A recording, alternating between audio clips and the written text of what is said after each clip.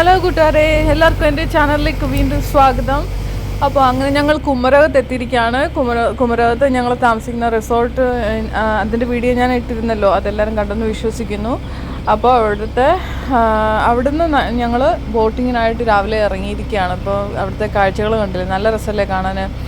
നല്ല പച്ച കളറിലെ വെള്ളം, അതുപോലത്തെ അവിടുത്തെ ഷിക്കാര ബോട്ടൊക്കെ കണ്ടില്ലേ, നല്ല രസമുണ്ട് കാണാൻ. ഇത് ആലപ്പുഴയെ പോലെ തന്നെയാണ്. ആലപ്പുഴ ഇതിനെക്കാട്ടി കൂടുതലാണ്, അവിടെ ഭയങ്കര തിരക്കാണ്. ആലപ്പുഴയിൽ ബോട്ടിൻ്റെ ബഹളമാണ് അവിടെ.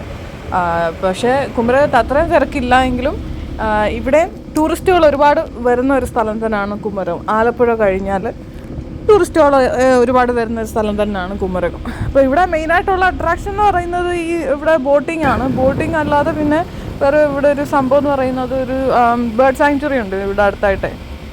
അപ്പോൾ ഈ രണ്ട് സംഭവങ്ങളാണ്, ഇതിനായിട്ടാണ് ടൂറിസ്റ്റുകൾ ഇവിടെ വരുന്നത്. അപ്പോൾ നമുക്കിവിടെ ആദ്യം ബോട്ടിങ്ങിന് പോകാമെന്ന് വിചാരിച്ചു. അപ്പോൾ നമ്മളിവിടെ ഒരു കുറച്ച് ദിവസം ഉണ്ട് ഇവിടെ എന്തായാലും കുമരകത്ത്. അപ്പോൾ അങ്ങനെ നമ്മൾ ബോട്ടിങ്ങിനായിട്ട് ഇറങ്ങിയിരിക്കുകയാണ്. നല്ല വെള്ളത്തിൻ്റെ കളറുണ്ട്, നല്ല പച്ച കളറ് വെള്ളം, നല്ല ശാന്തമായി കിടക്കുന്ന ഒരു പുഴ അല്ലേ. അപ്പോൾ ഇവിടുന്ന് നമ്മളിങ്ങനെ പതിയെ നീങ്ങുകയാണ്. നീങ്ങിയിട്ട് നമ്മൾ അവിടെ ഒരു പള്ളി കാണാം കേട്ടോ, നല്ലൊരു വലിയ പള്ളി കാണാം സൈഡിലായിട്ട്, നല്ല ഭംഗിയില്ലേ കാണാൻ. എനിക്ക് ശരിക്കും പറഞ്ഞാൽ ഇവിടെ കുമരകത്ത് ബോട്ടിങ്ങിന് വന്നപ്പോഴാണ് എനിക്കൊരു കാര്യം മനസ്സിലായത്. അതായത് ആലപ്പുഴ പോലെ തന്നെയില്ലേ ഈ സ്ഥലം കണ്ടിട്ട്.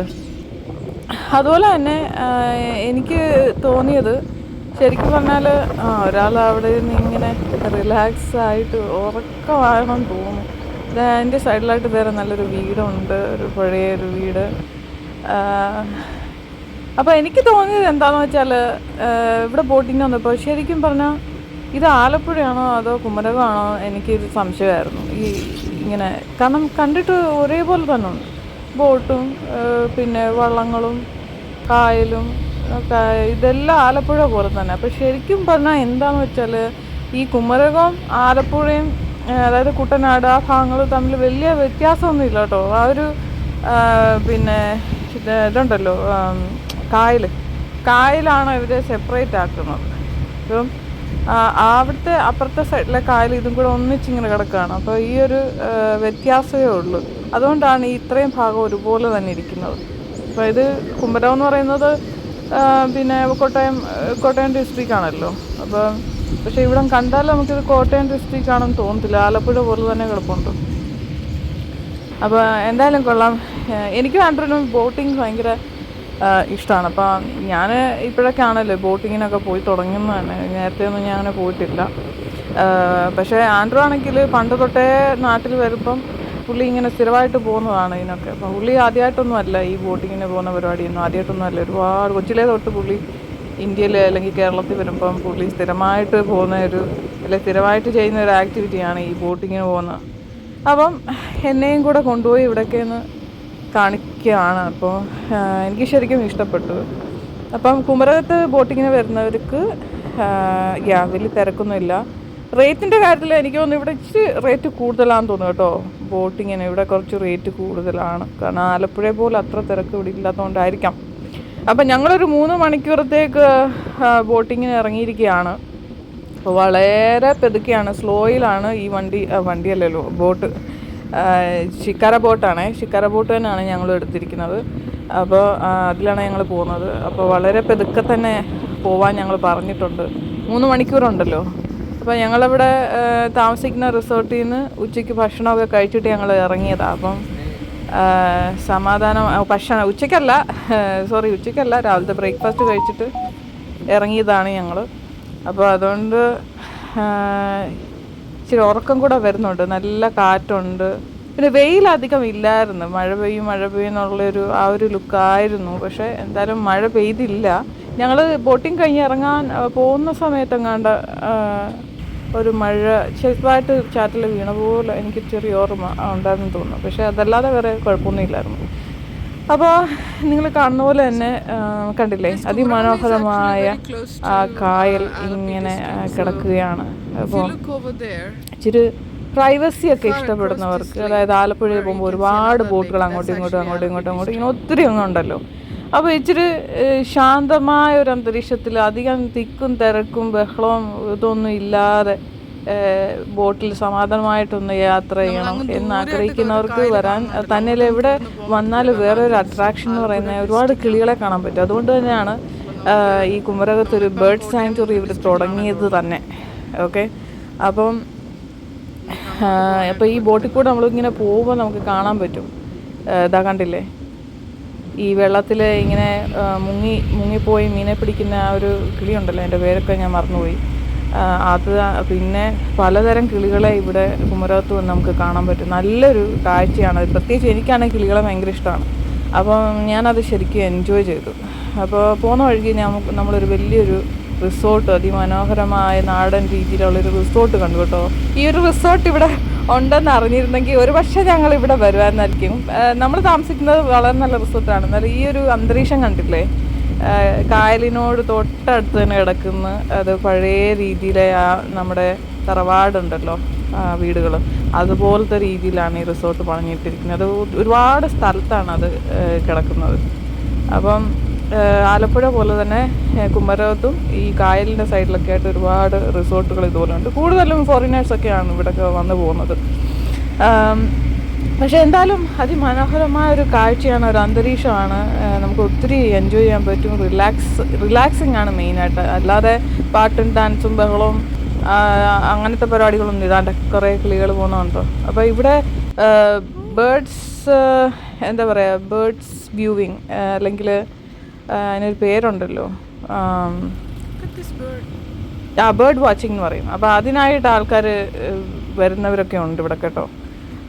ചില അതിന് ഇഷ്ടമുള്ള ആൾക്കാരൊക്കെ ഇങ്ങനെ വരും. ആലപ്പുഴ സൈഡിലൊക്കെ എന്ന് പറയുമ്പോൾ കൂടുതലും മീൻ പിടിക്കാനായിട്ടൊക്കെ ആണല്ലോ ആൾക്കാർ, അല്ലേ, അയലത്തുകാർ. അപ്പോൾ ഇവിടെ അങ്ങനെ അധികം വീടുകളൊന്നും സൈഡിലൊന്നും ഇല്ല. കൂടുതൽ റിസോർട്ടുകളാണ് നമുക്ക് കാണാൻ പറ്റുന്നത് അപ്പുറം ഇപ്പുറമൊക്കെ. അപ്പോൾ ആലപ്പുഴയിൽ നമ്മൾ പുന്നമട കായലിൽ കൂടി പോകുമ്പോൾ നമുക്ക് കാണാൻ പറ്റുന്ന കാഴ്ചകൾ ഇച്ചിരി വ്യത്യസ്തമാണ്. ഞാൻ കഴിഞ്ഞ വീഡിയോയിൽ കാണിച്ച പോലെ തന്നെ ഒരുപാട് വീടുകളും പിന്നെ മീൻപിടുത്തവും പിള്ളേർ അത് ഇത് അങ്ങനത്തെ കാര്യങ്ങളൊക്കെയാണ് കാണുന്നത്. പക്ഷേ കുമരകത്ത് വരുമ്പോഴത്തേന് ഇതാണ് നിങ്ങൾക്ക് കാണാൻ പറ്റുന്നത്. അതായത് റിസോർട്ടുകളാണ് അപ്പുറം ഇപ്പുറമൊക്കെ. ഈ കാണുന്നതൊക്കെ റിസോർട്ടുകളാണ് കേട്ടോ. അപ്പം ഈ കുമരകം കുറച്ചുകൂടെ എക്സ്പെൻസീവ് ഏരിയ ആണ്. അപ്പോൾ ഈ ഏരിയയിലോട്ടൊക്കെ കൂടുതൽ വരുന്നതെല്ലാം ഫോറിനേഴ്സാണ്.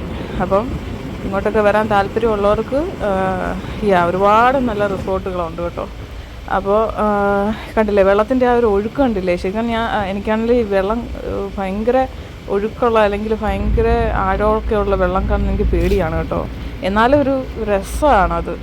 ശരിക്കും ഞാൻ എൻജോയ് ചെയ്തു ഈ ഒരു ബോട്ടിങ് കുമരകത്ത്.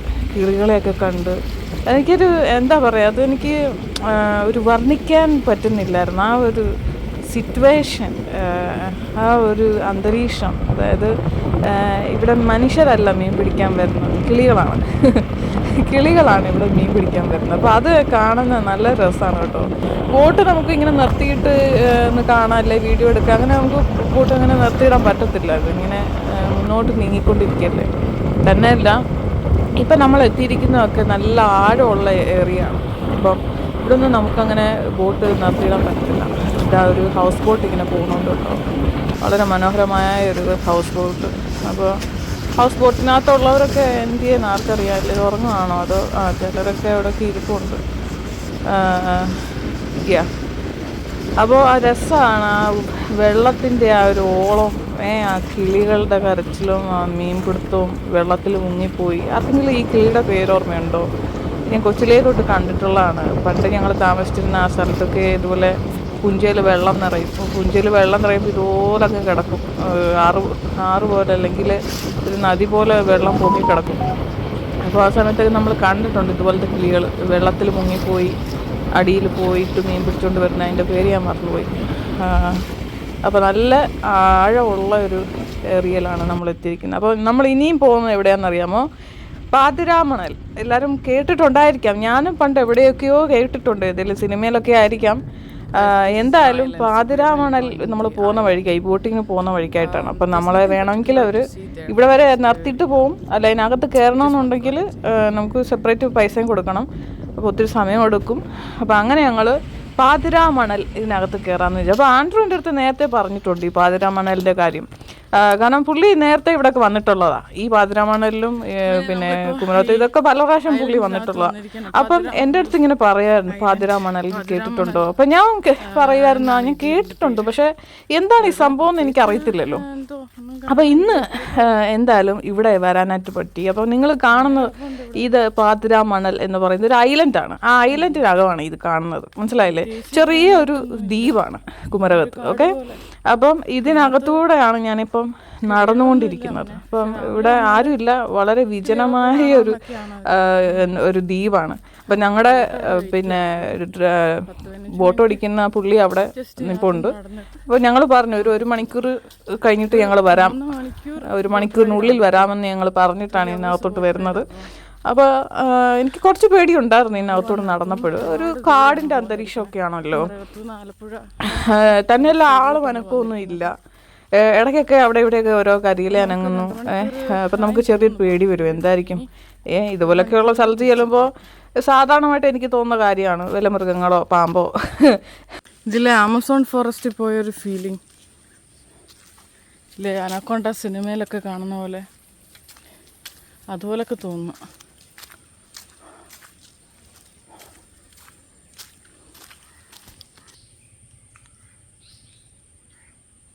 അപ്പം നമ്മൾ പാതിരാമണലിൻ്റെ ഏറ്റവും പുറയിൽ വന്നിരിക്കുകയാണ്. അപ്പോൾ അതിൻ്റെ പുറയിലായിട്ടൊരു ഊഞ്ഞാലൊക്കെ നമുക്ക് കാണാം.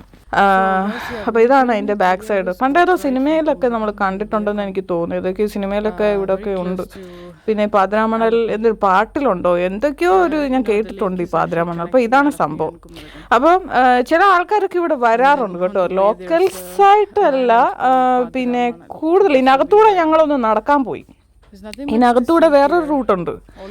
നമ്മളിപ്പോൾ നേരിട്ട് നടന്നിങ്ങ് വന്നതല്ലേ, പക്ഷെ ഇതല്ലാതെ ഇതിനകത്ത് ഇത് ഒത്തിരി അത്ര ചെറിയ ഐലൻഡൊന്നും അല്ല കേട്ടോ. ഇത് കുറച്ച് വിസ്താരമുള്ള സ്ഥലമുള്ള ഒരു പിന്നെ സ്ഥലവും സൗകര്യവും ഒക്കെ ഉള്ള ഒരു ദ്വീപാണ്. പക്ഷെ ഇതിനകത്ത് നിന്ന് നമ്മൾ നോക്കിയാൽ നമ്മൾ ഒരു ഐലൻഡിലാണെന്ന് നമുക്ക് തോന്നത്തില്ല, മനസ്സിലായില്ലേ? കാരണം മൊത്തം ഇങ്ങനെ കാട് പിടിച്ച് ഇങ്ങനെ കിടക്കുകയാണ്.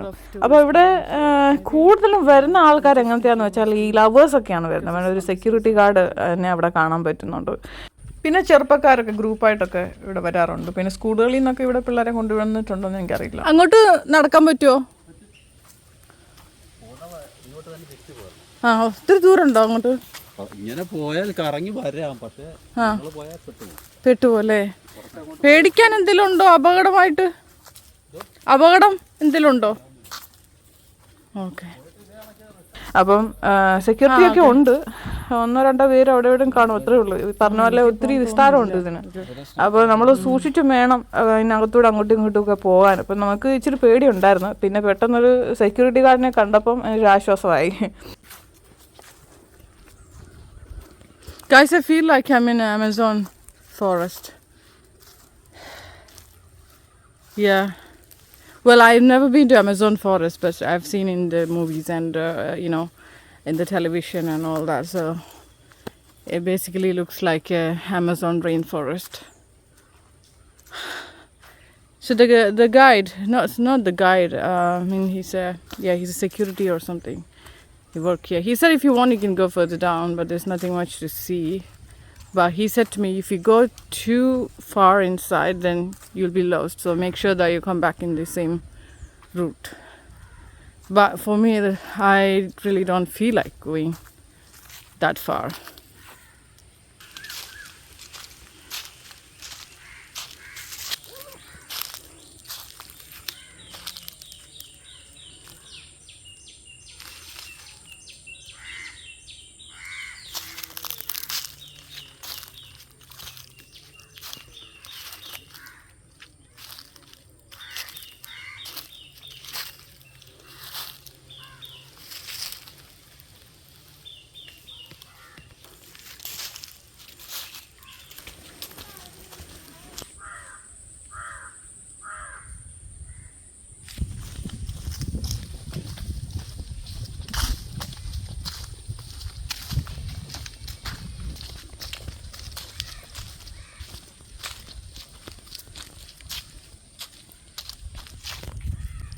Anaconda.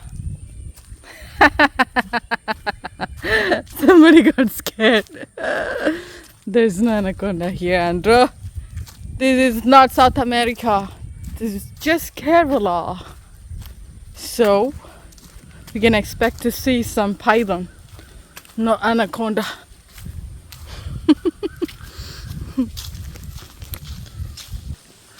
ഇതാണ്ടൊക്കെ അനക്കങ്ങൾ കേൾക്കാം.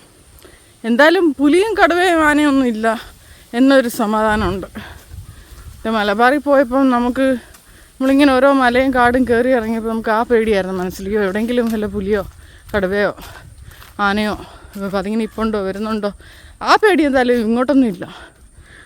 പിന്നെ വല്ല പാമ്പോ ചേമ്പോ വല്ല എന്തുവാ പുളകനോ അങ്ങനത്തെയൊക്കെ സംഭവങ്ങളെ കാണത്തുള്ളൂ ഇവിടെ. Guys, something is moving over there. I don't know what that is. Just now I heard something moving. It's probably a snake. I heard some sound. Something is moving. ഉള്ള പെരുമ്പാമ്പോ എല്ലാം ആയിരിക്കും, പറയാൻ പറ്റില്ല. പാമ്പ് എന്തായാലും ഉറപ്പായിട്ട് ഇവിടെ ഉണ്ട് അല്ലേ. അപ്പോൾ ഞാൻ ആൻഡ്രൂൻ്റെ അടുത്ത് പറഞ്ഞു നമുക്ക് അതേ ഉള്ളിലോട്ടൊന്നും പോവണ്ട, വേറെ ആരെയും ഇവിടെ ഒന്നും കാണാനില്ലല്ലോ.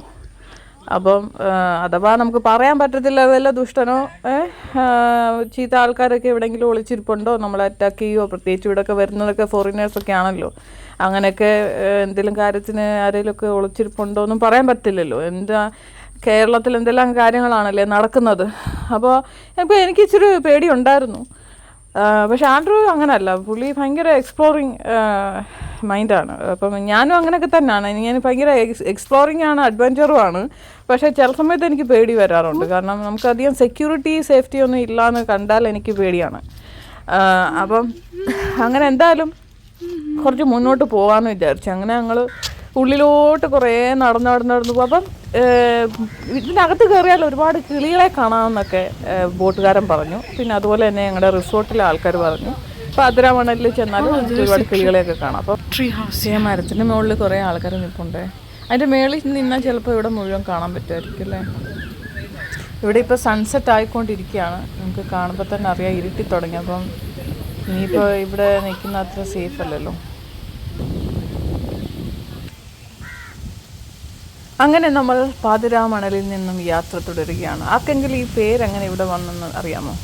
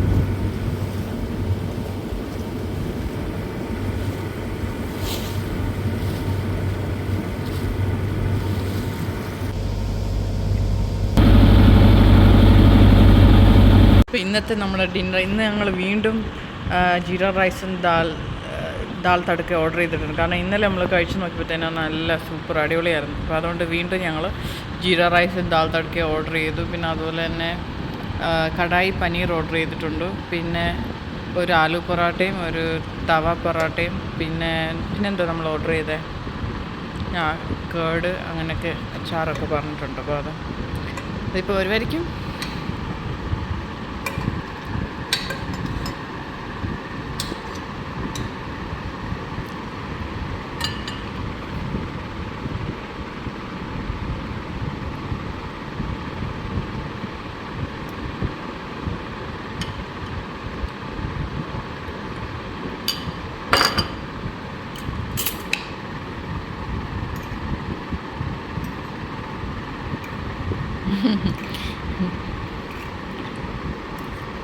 Andrew's favorite food.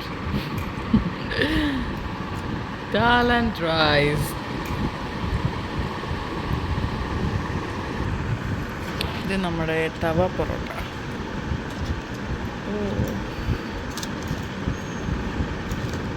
ഇതും കടായി പനീറും കൂടെ നല്ല കോമ്പിനേഷൻ ആയിരിക്കും അല്ലേ.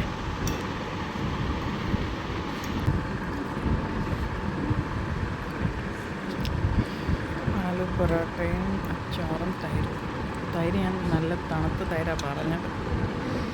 തൈര് നല്ല തണുത്താണെന്ന് വിശ്വസിക്കുന്നു.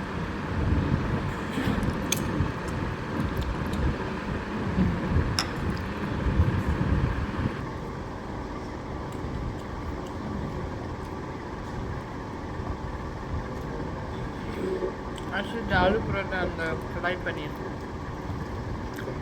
It's nice.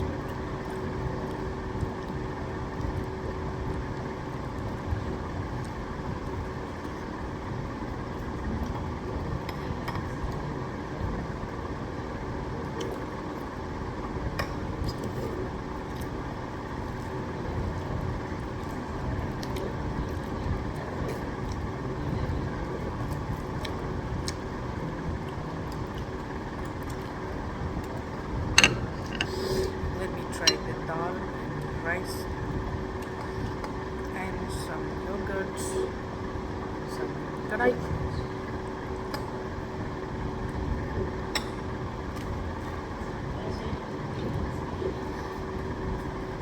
പപ്പടം കൂടെ ഉണ്ടായിരുന്നു നല്ല.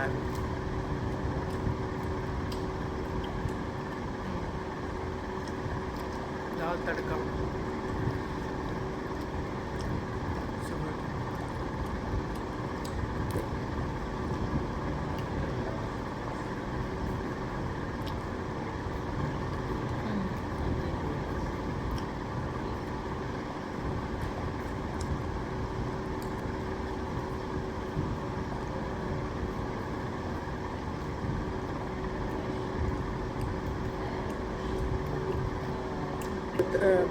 തടുക്ക തവ parotta.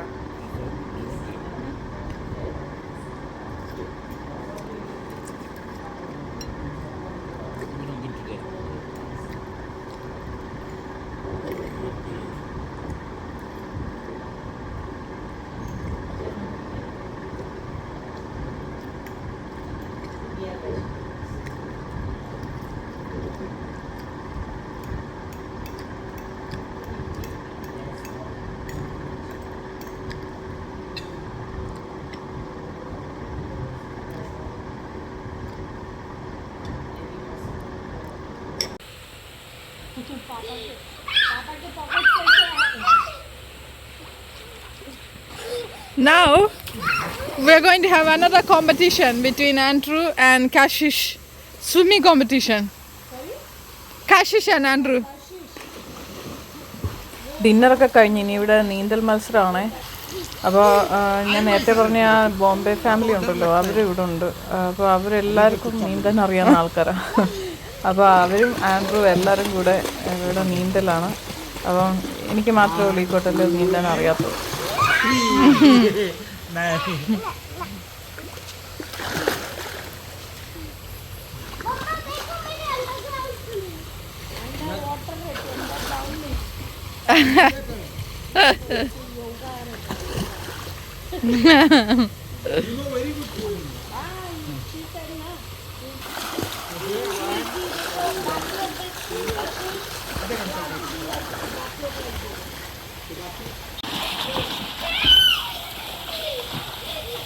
Yes! Chica! Yes! Chica! I won! वापस से आना है, Oni mark, get set go! ये नहीं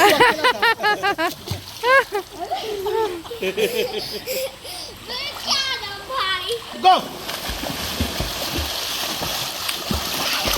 Yes, return.